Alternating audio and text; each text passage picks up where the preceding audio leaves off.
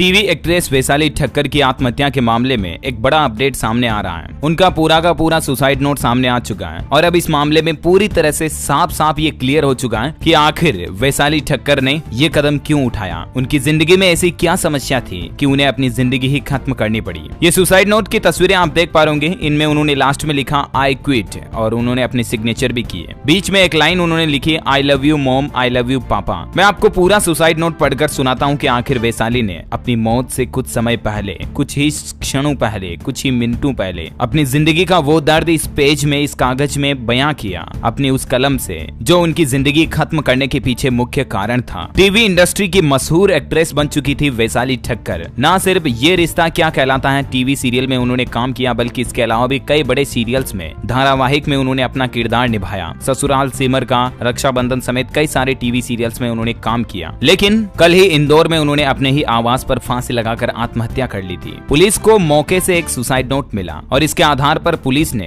वैशाली के पड़ोसी एक राहुल नवलानी नाम के शख्स को गिरफ्तार भी कर लिया। न सिर्फ उस शख्स को बल्कि उसकी पत्नी जिसका नाम है दिशा नवलानी, उसको भी गिरफ्तार कर लिया है। टीवी एक्ट्रेस वैशाली ठक्कर ने अपने सुसाइड नोट में मेन इन्हीं दोनों शख्स पर आरोप लगाया। ये उनको जिंदगी में काफी ज्यादा मेंटल टॉर्चर कर रहे थे। देखिए लाइन टू लाइन समझिए कि आखिर वैशाली ठक्कर ने क्या लिखा। उन्होंने अपने मम्मी पापा को वैशाली ने लिखा कि प्लीज राहुल और उसकी फैमिली को सजा दिलवाना। मुझे राहुल और दिशा ने 2 से 5 साल तक मेंटल टॉर्चर किया। उनको सजा नहीं मिलेगी तो मेरी आत्मा को शांति भी नहीं मिलेगी। आपको मेरी कसम, इन दोनों को सजा दिलवाना। आगे वैशाली लिखती हैं कि मैं आपको बहुत प्यार करती हूँ अपने मम्मी पापा के लिए। मुझे माफ करना, मैं छोड़कर जा रही हूँ। मैं अच्छी बेटी नहीं बन सकी। एक बेटी नहीं रहेगी तो उससे जुड़ी परेशानियां भी नहीं रहेगी। आई क्विट माँ, आई लव यू पापा, आई लव यू मॉम। आपको मेरी कसम, आप खुश रहें। I quit. सुसाइड नोट में छोड़कर जा रही हूँ। I love you mummy papa, मुझे माफ करना। और आखिर में उन्होंने आई क्विट लिखा और अपने सिग्नेचर दिए। दोस्तों इन लाइनों को अगर आप अंदर से पढ़ोगे ना तो आप खुद भी इमोशनल हो जाओगे। जिंदगी में जब कोई शख्स अपने अंतिम शब्द बयां करता है ना तो उन शब्दों का जो दर्द, उन शब्दों का जो बोझ होता है ना, उसे हर कोई नहीं समझ पाता। दरअसल पूरी कहानी क्या है मैं आपको बताता हूँ। वैशाली ठक्कर एक ऐसी लड़की जो अच्छी खासी पॉपुलैरिटी के साथ टीवी इंडस्ट्री में आराम से काम कर रही थी। कोई दिक्कत नहीं है, सुंदर है, जवान है, पैसा है, धन दौलत है, सब कुछ है। इनकी नेटवर्थ थी करोड़ों में। $1 मिलियन से $3 मिलियन तक इनकी संपत्ति थी।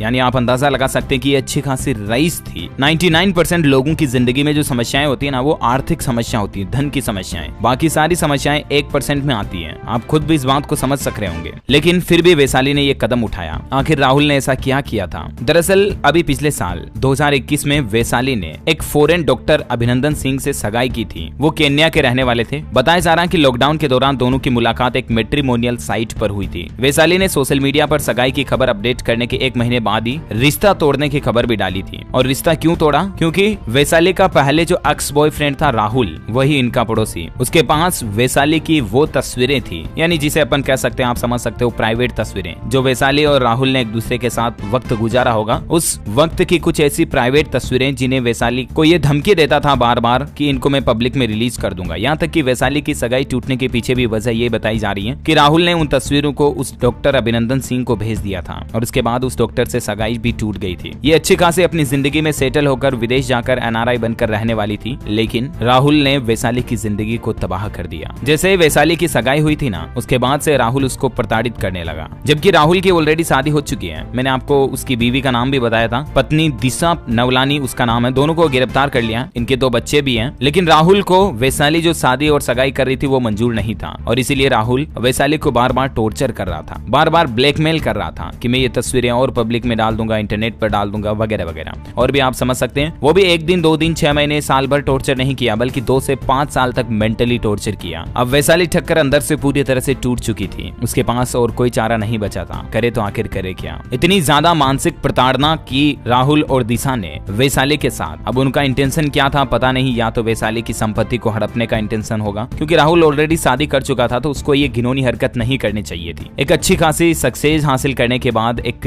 लड़की की जिंदगी खत्म कर देने का जो पूरा क्रेडिट जाता है ये इस शख्स राहुल को ही जाता है। और कोर्ट से, प्रशासन से, पुलिस से, सरकार से, सभी से मेरी ये दरख्वास्त है, हाथ जोड़कर रिक्वेस्ट है कि वैशाली को इंसाफ मिलना चाहिए और गुनहगार राहुल और उसकी पत्नी को सख्त से सख्त सजा मिलनी चाहिए। क्योंकि इस बॉलीवुड इंडस्ट्री और टीवी इंडस्ट्री में कुछ ऐसी काली सच्चाइयां छिपी है। मैंने आपको बताया था ना, सुशांत सिंह राजपूत। अभी तो हम उनका चेहरा और उनका नाम भूल भी नहीं पाए और भूलेंगे भी कैसे? नहीं भूलेंगे। के कभी नहीं भूल पाएंगे। इतनी अच्छी शानदार एक्टिंग और कई सारी फिल्मों में काम करके इन्होंने अपना योगदान दिया, उसके बावजूद इन्होंने अभी अपनी जिंदगी खत्म कर ली कुछ ऐसे लोगों की वजह से जिन्हें ऐसे मासूम लोगों का जीना ही रास नहीं आता। पता नहीं किस बात की दुश्मनी निकालते हैं ये, और कहाँ मिला इंसाफ अभी तक भी। सुशांत को भी वो शांत हो गया, वो चेहरा शांत हो गया हमेशा हमेशा के लिए, क्योंकि इस जलील दुनिया ने उनको जीने नहीं दिया, उनको इनके सपनों की उड़ान इस दुनिया को रास नहीं आई। और ठीक इसी तरह से वैशाली भी हमेशा हमेशा के लिए चुप हो गई इस जलील दुनिया से तंग आकर। लेकिन गलत है, ये सरासर गलत है। ऐसे लोगों को इंसाफ मिलना चाहिए। इन्होंने किसका क्या बिगाड़ा यार। दोस्तों, अगर आप भी वैशाली को सपोर्ट करना चाहते हैं तो इस वीडियो के नीचे कमेंट बॉक्स में जस्टिस फॉर वैशाली लिखिएगा, और ज्यादा से ज्यादा अपने दोस्तों के साथ, मित्रों के साथ फेसबुक, व्हाट्सएप, इंस्टाग्राम, ट्विटर सभी जगह पर शेयर करो, फैलाओ इस वीडियो को, ताकि थोड़ी पुलिस की, प्रशासन की आंखें खुले। हालांकि उनको गिरफ्तार कर लिया है, अब केस चलेगा आगे और देखते हैं माननीय न्यायालय की तरफ से कब तक वैशाली ठक्कर को इंसाफ मिलता है, न्याय मिलता है। ईश्वर वैशाली की आत्मा को अपने श्री चरणों में शांति प्रदान करे, हमारी यही प्रार्थना है।